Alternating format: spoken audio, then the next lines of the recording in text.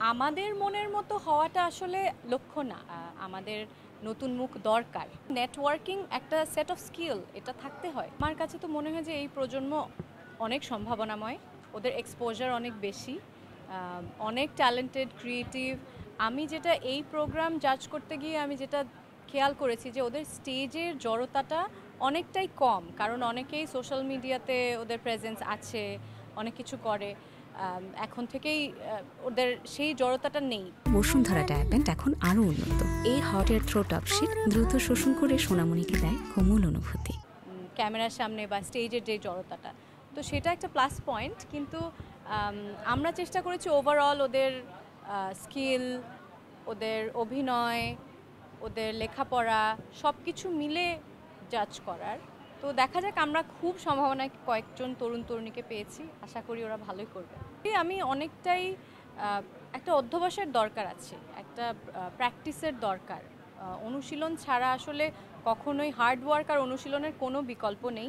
সেই সাথে প্রচুর লেখাপড়া করতে হবে, ছবি দেখতে হবে, আলোচনা করতে হবে, সেগুলোর তো অনেকটাই জায়গা আছে। আর বাকি পুরোটাই নিজের ওপর, ওই বললাম যে নিজে নিজেই অনুশীলন চালিয়ে যেতে হবে। এখন আমাদের মনের মতো হওয়াটা আসলে লক্ষ্য না, লক্ষ্য হচ্ছে যে তারা কি এই প্রতিযোগিতায় যারা অংশগ্রহণ করেছে তাদের মধ্য থেকে আমরা কি সবচেয়ে সম্ভাবনাময় তরুণ তরুণীদের বেছে নিতে পারছি কিনা, কারণ তারা ভবিষ্যতে এই ইন্ডাস্ট্রিতে কাজ করবে। তো সেই জায়গা বিবেচনা করে আমরা চেষ্টা করেছি আমাদের সর্বোচ্চ দিয়ে ওদের গাইড করার, এবং আমার মনে হচ্ছে যে যথেষ্ট সম্ভাবনাময় তারা। কাজের সুযোগ, আমার মনে হয় এই ইন্ডাস্ট্রিতে প্রচুর কাজের সুযোগ রয়েছে। আমাদের নতুন মুখ দরকার। একটা পর্যায়ের পরে দেখা যাচ্ছে যে আগে যেমন রিয়েলিটি শো থেকে অনেক নতুন মুখ আসতো, লাক্স চ্যানেল আই ছিল, একটা সময় ইউ গট দ্য লুক হতো, এখন সেগুলো নেই। রিসেন্ট পাস্টে আমাদের কোনো রিয়েলিটি শো হয়নি।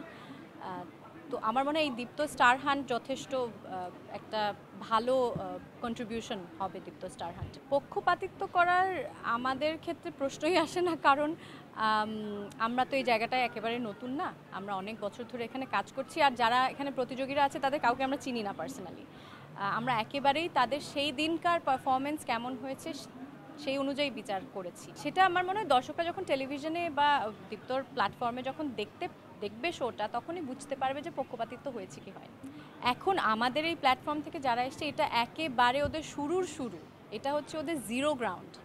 এইখান থেকে এইবার ওদের একটা প্ল্যাটফর্ম পেয়েছে তারা, এটা একটা সুবর্ণ সুযোগ আমি মনে করি। এখন ওদেরকে অনেক অনেক কষ্ট করতে হবে, অনেক হার্ড ওয়ার্ক করতে হবে। কাজের তো জায়গাটা প্রচুর আছে, সম্ভাবনাও প্রচুর আছে, কিন্তু সেটা কি করে ওরা নিজেরা কাজে লাগাবে এটা ওদের উপরে ডিপেন্ড করবে। এটা শুধু মিডিয়া না, এটা যে কোনো সেক্টরে। আমি এনজিও সেক্টরে কাজ করি, কর্পোরেট সেক্টরে, সব সেক্টরে নেটওয়ার্কিং একটা সেট অফ স্কিল, এটা থাকতে হয়।